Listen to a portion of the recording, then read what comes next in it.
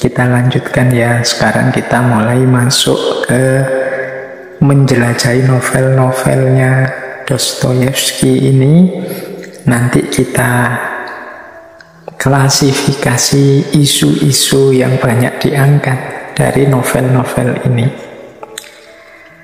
Oke, ambil nafas sebentar biar rileks.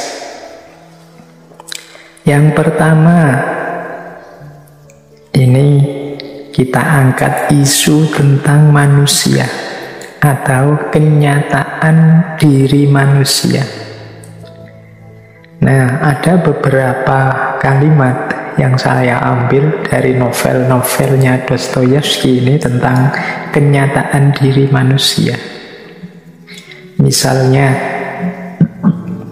dari novel Notes from the House of the Dead.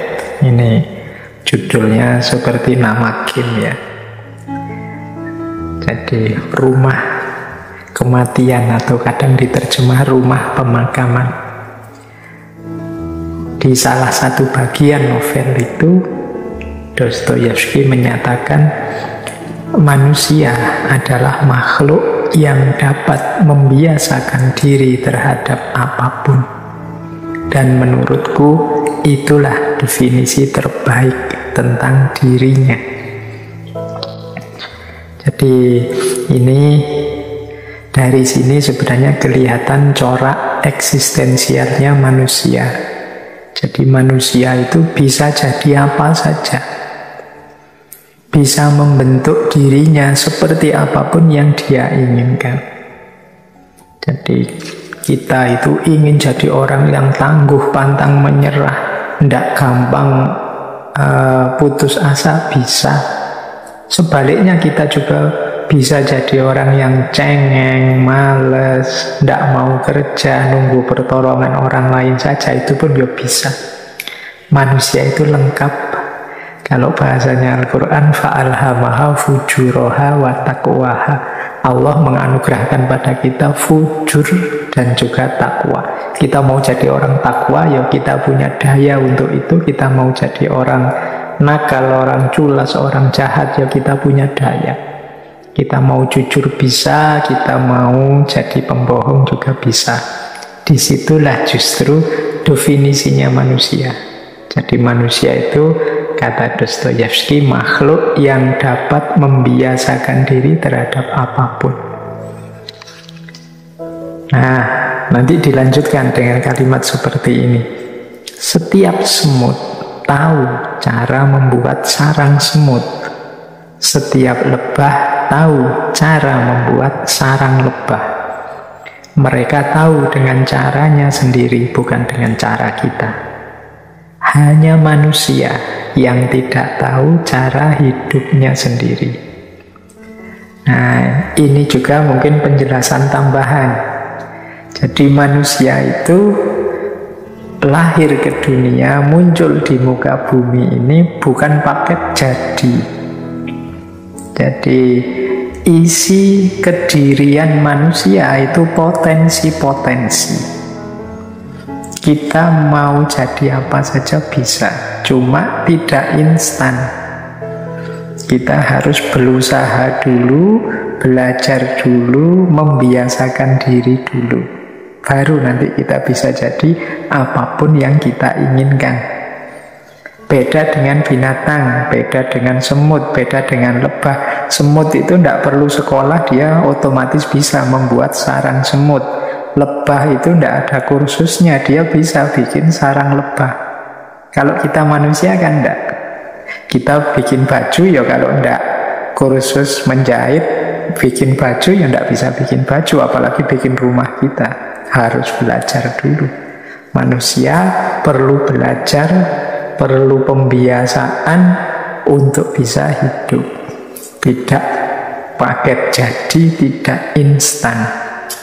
Jadi kalau ada orang merasa saya itu sebenarnya potensi saya besar, ya potensi besar itu tidak cuma kamu, semua orang juga potensinya besar.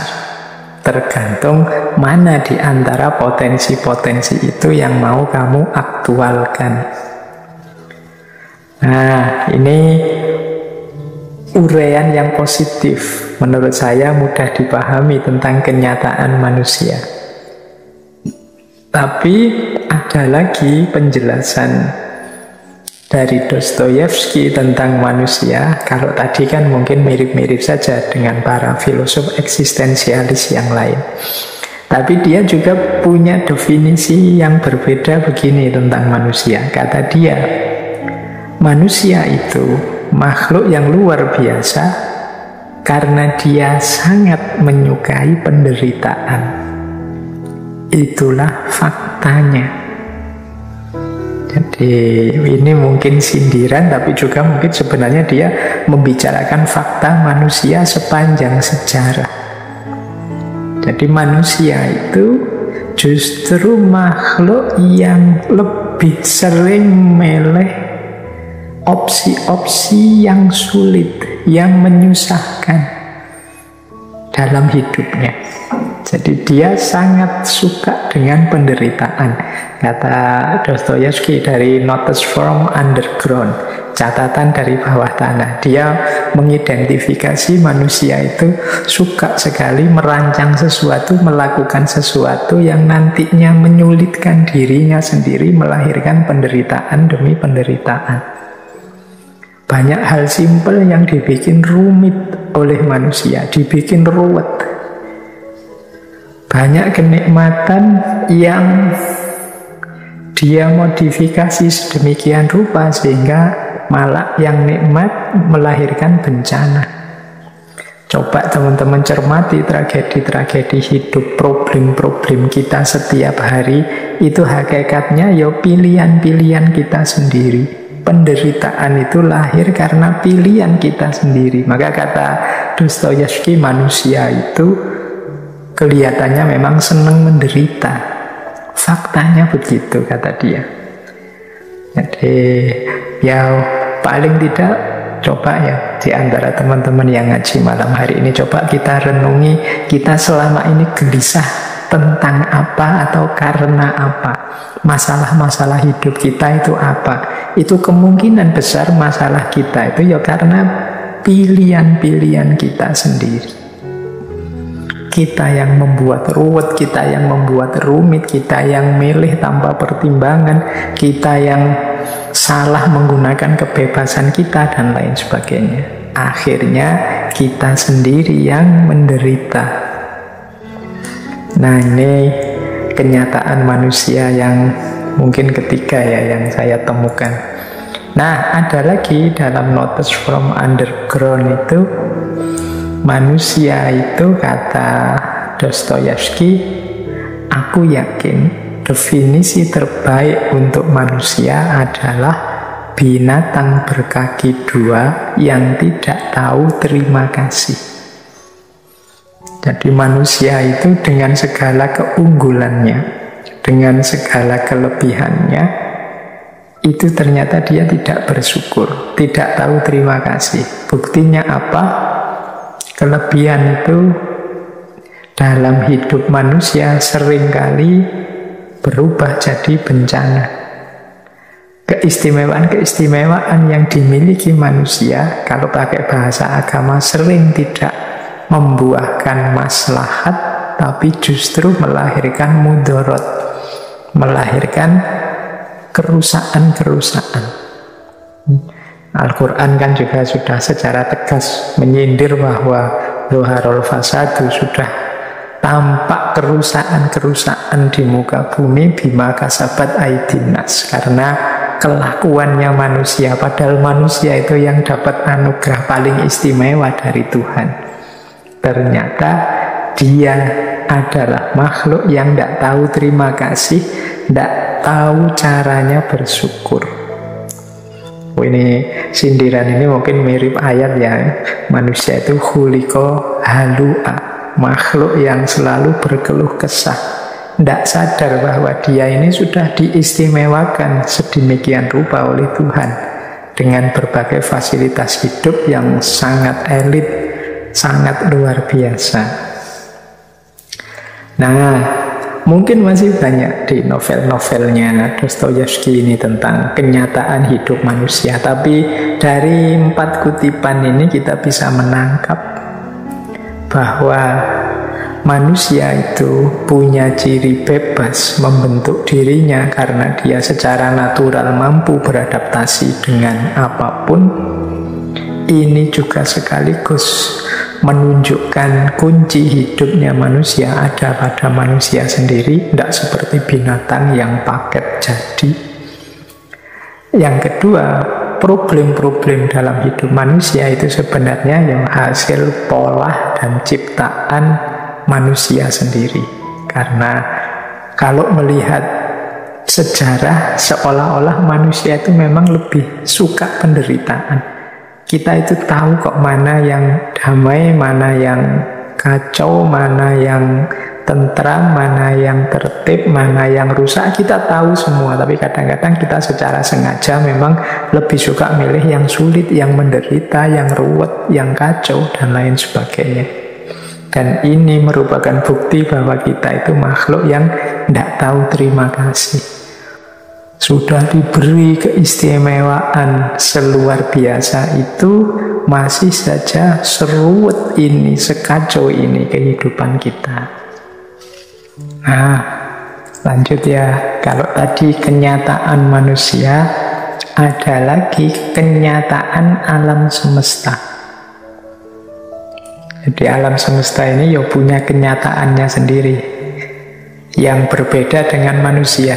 Dan Dostoyevsky lebih melihat alam semesta di sekeliling kita itu tantangan bagi kita. Kata Dostoyevsky dalam Notes from Underground, alam tidak meminta izinmu.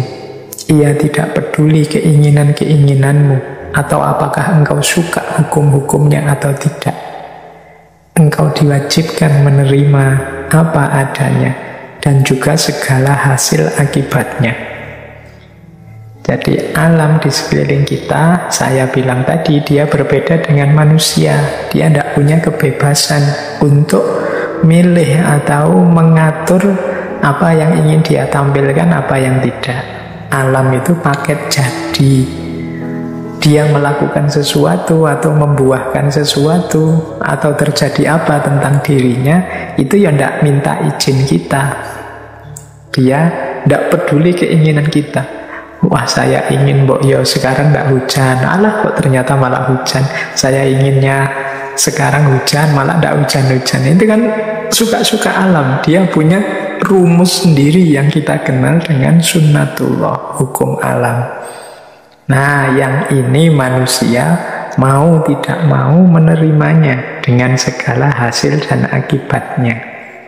Ini yang saya sebut ya di mata Dostoyevsky, kenyataan alam sekeliling kita, sunnatullah, ini tantangan. Ini menarik nanti dalam Dostoyevsky.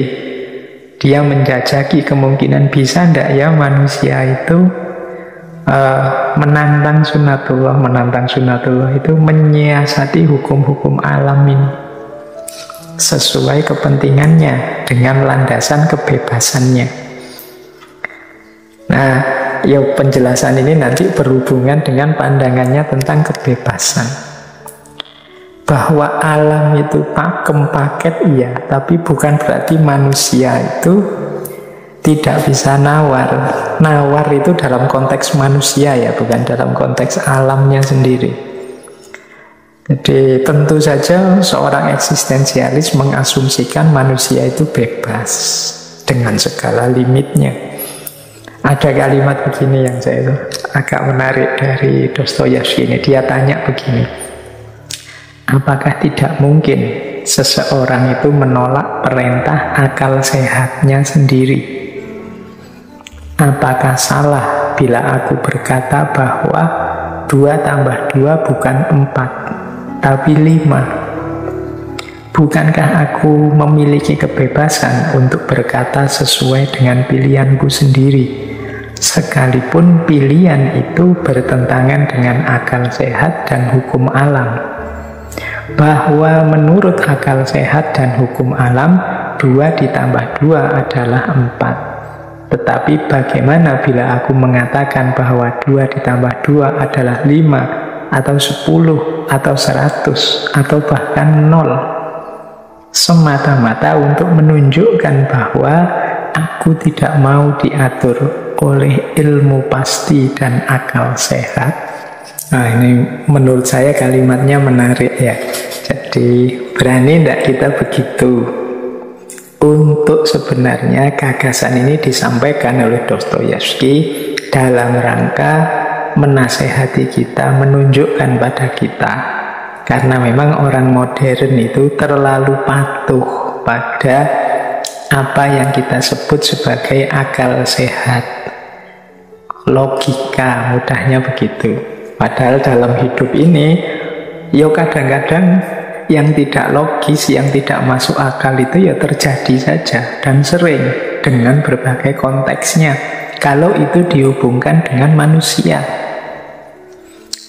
Kan banyak dalam dunia kita sehari-hari ini hal-hal yang tidak masuk akal, tidak nyambung kalau pakai pikiran biasa. Tapi memang terjadi, faktanya begitu, meskipun mungkin yang tidak ngalami juga mungkin akan membantah itu. Tapi menurut Dostoyevsky ya terlalu setia pada akal sehat, logika yang berlebihan itu juga nanti merugikan manusia sendiri karena mempersempit opsi-opsi kebebasannya manusia. Ada kalimat lebih lanjut tentang itu. Ada kalimat begini dalam novelnya itu. Saya setuju bahwa 2 kali 2 adalah 4, itu hal yang luar biasa. Tetapi jika kita memberikan pujian, maka 2 kali 2 menjadi 5, terkadang juga merupakan hal kecil yang menarik. Dalam dunia manusia kan ada misalnya namanya untuk membesarkan hati, karya yang biasa-biasa saja kita puji setinggi langit misalnya. Itu kan tidak 2 tambah 2, 4. Kalau 2 tambah 2, 4 ya karya biasa kita ucapkan biasa, karya luar biasa kita ucapkan luar biasa, karya jelek kita omongkan jelek. Akal sehatnya kan begitu. Tapi dalam situasi tertentu kan kita tidak bisa seperti ini. Berhadapan dengan manusia yang situasinya beragam, dinamis, kadang-kadang kita perlu 2 tambah 2, 5. Atau 1 tambah 1, 4 misalnya. Jadi lihat situasinya. Ini saya tiba-tiba ingat, teman-teman mungkin juga masih ingat ya, dulu waktu kita belajar Konfusianisme, itu ada cerita Konfusius dengan muridnya. Muridnya ini namanya Yan Hui. Yan Hui ini seorang pejabat. Jadi satu ketika Yan Hui ini jalan-jalan di pasar, melakukan inspeksi. Terus lihat ada orang gegeran, seorang pembeli dan penjual. Nah, ada pembeli yang ngotot bahwa mungkin karena sudah selesai belanja terus hitung-hitungan. Jadi si pembeli ini ngotot 3 kali 8 itu 23. Nah, penjualnya ya enggak, 3 kali 8 itu ya 24. Di mana-mana ya 24. Ini rame, ayel-ayelan. Terus Yan Hui datang. Terus tanya, ini ada problem apa? Ternyata problem hitung-hitungan. Yang satu bilang 3 kali 8, 23. Yang satu bilang 3 kali 8, 24. Nah, Yan Hui, ya karena dia orang pinter, orang terdidik, dia tahu yang benar ya 3 kali 8, 24. Maka dia bilang, ya enggak, yang benar 3 kali 8, 24, bukan 23. Nah, pembeli yang tadi ngotot 3 kali 8, 23 tidak terima. Kamu siapa emangnya?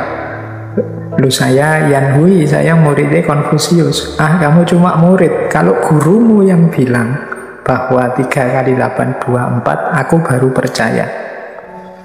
Kata Yan Hui, ya sudah, kalau gitu ayo kita tanya ke guruku, ke Konfusius.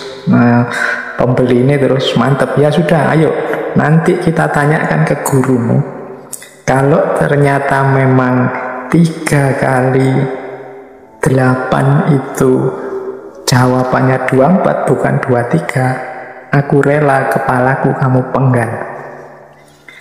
Terus katanya Yan Hui, ya sudah kalau kamu begitu ya nanti kalau ternyata yang benar adalah 3 kali 8 itu 23, jabatanku aku serahkan padamu, kata Yan Hui begitu.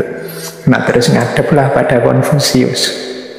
Begitu ketemu Konfusius, ditanyalah problem ini, wahai guru, berapa 3 kali 8? Ini Yan Hui sudah mantep ya, gimana pakai logika akal sehat ya, 3 kali 8 itu 24. Terus malah Konfusius tanya, mengapa kok bertanya begitu? Ceritalah mereka ini tentang situasinya, termasuk taruhan tadi. Kalau jawabannya 24, pembeli ini akan menyerahkan kepalanya, sementara kalau jawabannya 23, ya Yan Hui menyerahkan jabatannya. Akhirnya Konfusius menjawab, kalau begitu menurutku yang benar 3 kali 8 adalah 23. Nah, senenglah pembeli ini. Yan Hui pucet, iki gimana punya guru kok katanya orang paling pinter, jawabannya kok melenceng. Jangan-jangan sudah pikun, tapi ya sudah resiko kesepakatan tadi, akhirnya dia menyerahkan jabatannya. Begitu pembeli tadi pergi, proteslah Yan Hui, wahai guru, masa dalam rumus apa, dalam cerita apa kok bisa 3 kali 8 23? Harusnya kan 24. Ya kata gurunya, kata Konfusius, ya kamu melihatnya jangan hanya di level itu. Kalau pakai Dostoyevsky tadi, jangan lihat akal sehatnya saja. Coba kamu lihat, kalau aku bilang 3 kali 8 24, akan ada nyawa yang hilang. Kalau saya bilang 3823 kan cuma jabatan yang hilang. Menurutmu mana lebih penting, jabatan atau nyawa? Nah, ini yang saya maksud ya, ada situasi yang berbeda yang menuntut kepekaan dan keluasan berpikir kita, tidak sekedar mengikuti tuntunan hukum alam dan akal sehat saja. Ini yang diinginkan oleh Dostoyevsky tadi dengan cerita kebebasannya tadi. Apa tidak mungkin ada momen ketika 2 tambah 2, 5, atau 3 tambah 3 itu 7 dalam hidupnya manusia, dengan dasar kebebasan kita dan situasi kemanusiaan. Baik, jadi ini di antara gagasan-gagasan eksistensialnya Dostoyevsky yang ada dalam novel-novelnya.